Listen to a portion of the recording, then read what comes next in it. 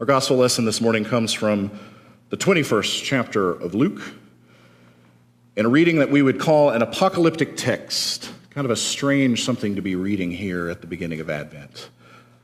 Let's listen for God's words for us. These passages from Luke. There will be signs in the sun, the moon, and the stars. On the earth there will be dismay among the nations, and their confusion over the roaring sea and surging waves. The planets and other heavenly bodies will be shaken, causing people to faint from fear and foreboding of what is coming upon the world. Then they will see the human one coming on a cloud with power and with great splendor. Now, when these things begin to happen, stand up straight and raise your heads, because your redemption is near. Jesus told them a parable. Look at the fig tree and all the trees. When they sprout leaves, you can see for yourselves and know that summer is near. In the same way, when you see these things happening, you will know that God's kingdom is near. I assure you that this generation won't pass away until everything has happened. Heaven and earth will pass away, and my words will certainly not pass. Take care that your hearts are not dulled, but drinking parties, drunkenness, and the anxieties of day-to-day life. Don't let that day fall upon you unexpectedly like a trap. It will come upon everyone who lives on the face of the earth. Stay alert at all times, praying that you are strong enough to escape everything that is about to happen and to stand before the human one. This is the word of the Lord. That's a strange passage to begin Advent with, right? This season's supposed to be about beauty and bells and lights and all these things. It's about getting ready for the birth of Messiah. So naturally, we just start talking about crashing seas and waves and death and dying and planets shaking to the cores, people fainting from fear, the passing away of heaven and earth, right? Would you like to sing carols like that? Dashing through the snow, I'm running from the waves. Oh, the hills they crash, I'm screaming all the way. The world is flooding fast, no one will survive. What fun it is to jump and scream as we're trying to stay alive. Oh, apocalypse, apocalypse, happening today. Fearful people running, screaming, broken in dismay. Hey! That's a great one. We'd be singing that one all the time. The famous novelist, American novelist Flannery O'Connor once wrote, "To the hard of hearing, you shout, and for the almost blind, you draw large and startling figures." That's what apocalyptic passages like these often are. Large figures drawn for us, the nearly blind. Spiritual shouts to the hard of hearing. It's a shout to us today, using this fantastical language to get us to listen to what it has to say. Because I know it's easy to go on living your day. There is enough to worry about. There are plenty of distractions, work, relationships, kids, parents, sports, politics, social media, constantly dinging in our pockets and on our screens, distracting us. But it's like stories like this are saying to us, I really need you to listen. I really need you to listen. So I'm going to use fantastic language because I'm going to tell you how to live here in this in-between. That's where we are. We're in between the already and the not yet, between the life, death, and resurrection of Jesus and his coming again. And so this language is really interesting. Apocalyptic language is full of paradoxes. There's destruction and death and betrayal that are coming, but there's also hope. There's earthly trials and tribulations that'll be here soon, but Jesus is also nearly here. Perhaps that's why this passage about the world ending and fig trees blooming was placed here in our lectionary at the beginning of Advent, to grab us by the shoulders and to shout so that we take this season seriously. I love that quote that we used in the introductory video. It comes from an Episcopal priest whose name is Fleming Rutledge, and she says these words, "Advent begins in the dark,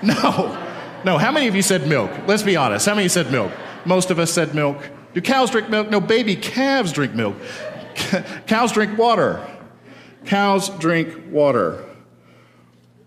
They don't drink milk, or as we call it in our house, moo juice. The human brain, it's built to recognize patterns. We think of our brains as being these amazing, complex, free-thinking supercomputers that take it all in, take all those senses and stimuli and analyze them and spit out well-considered answers. But the reality is our brains are just highly sophisticated prediction machines organized around patterns. This little 3-pound sponge uses up to 20% of our body's metabolic energy, which is a disproportionate amount of energy in comparison to the rest of our body. So anything it can do to predict and automate its thought processes, it's going to do.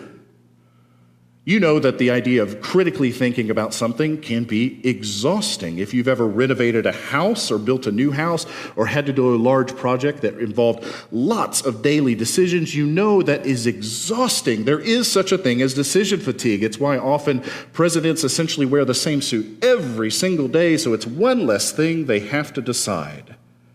Because everything our brain does revolves around patterns and connections. So your brain takes shortcuts to handle everyday tasks. That's how I short-circuited your brain earlier. The task of saying silk 20 times quickly combined with your brain queuing up the word milk the second you heard the word cow gave me the ability to bypass your higher thinking and get many of you to give clearly the wrong answer.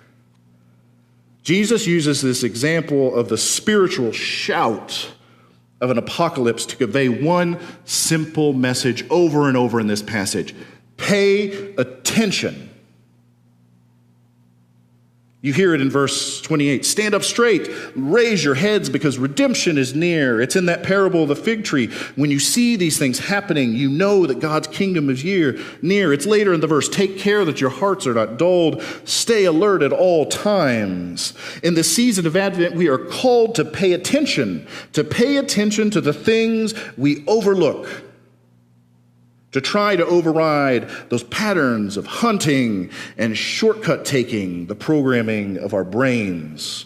To try to notice the nearly imperceptible things that our brains would normally filter out. See, we're pretty good at selective noticing things, right? There's lots of situations that are already present and develop in our lives that we manage to ignore every day. We're pretty good at noticing what we want to notice, ignore what we don't. But happening right now, there are very things that you're not noticing. As I'm speaking, there are things happening all around us and in us that are happening, but we're not noticing them. But eventually, they will demand our total attention and our immediate response. Our children and our grandchildren are growing up while we are preoccupied with adult responsibilities and anxieties. And soon they will stand next to us, fully grown, and we will wonder, where did the time go? There are conditions occurring within our bodies with symptoms that we may be ignoring that one day will rise up and demand our full attention. And it's happening right now.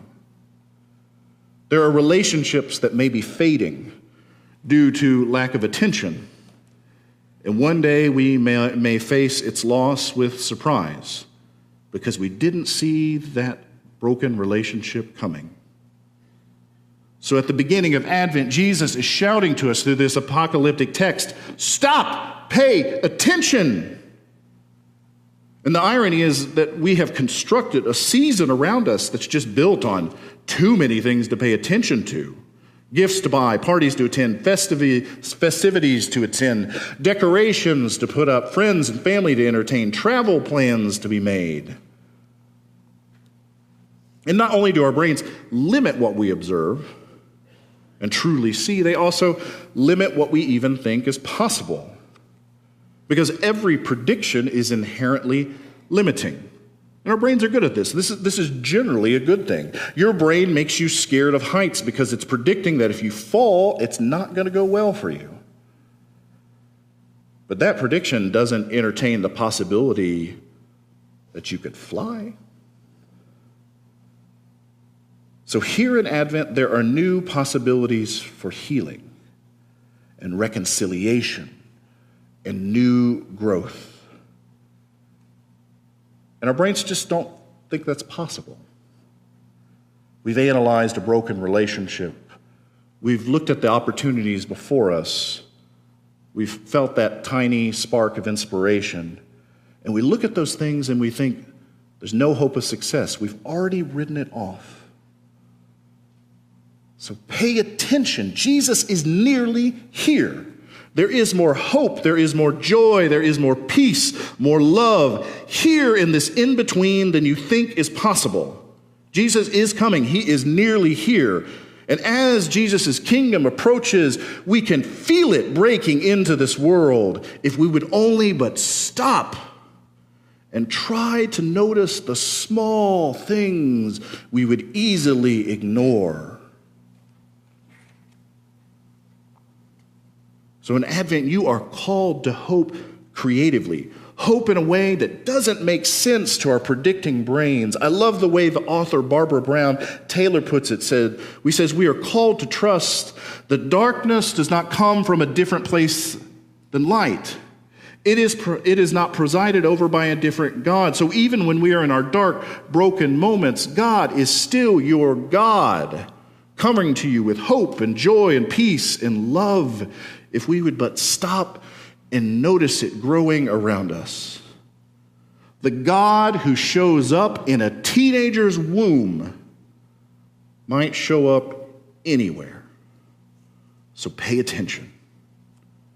Amen.